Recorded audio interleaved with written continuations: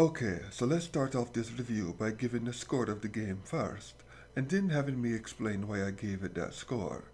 Now, for those of you that know me, then you already know that the score I am going to give this game is a 2.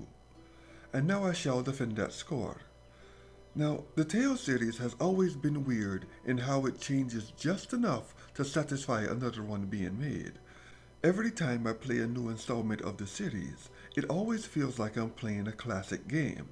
Now, whether this is because I have been playing the Tales series for a long time, or because graphically the series looks kind of cheap, I have yet to figure out. But the end result is always the same. I am absolutely in love with every game in the series. This is how a JRPG should feel. And with so startling a few JRPGs being made these days, coming back to the Tales games kinda reminds me of why I fell in love with the genre so many years ago.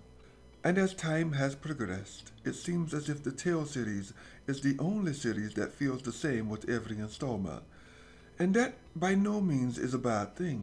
Comparing this to the other JRPG series, Final Fantasy, is like comparing night and day. Final Fantasy has excellent graphics so the developers can jack off to the trailers they put out.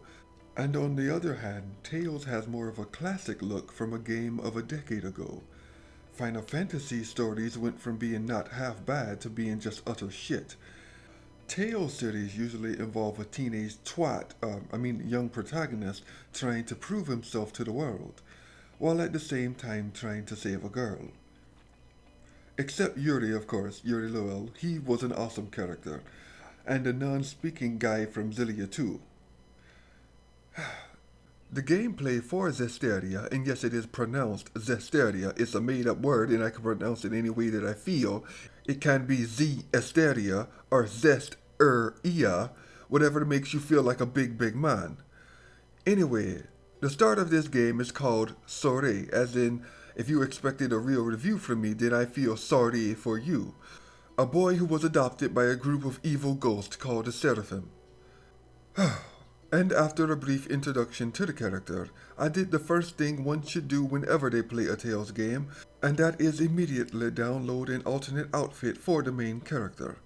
Look, I'm not going to let this go. The Tales creator purposely makes his main characters look like shit in order to force you to go out and buy the damn DLC costumes.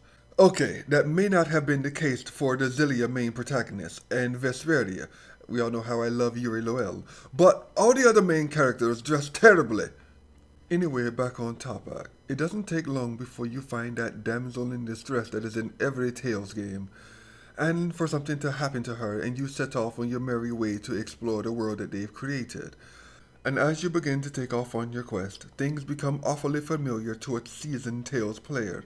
The world is a good amount bigger than most, and the combat, like every other Tales game before it, has been tweaked enough to feel a little bit different from the last installment in the series.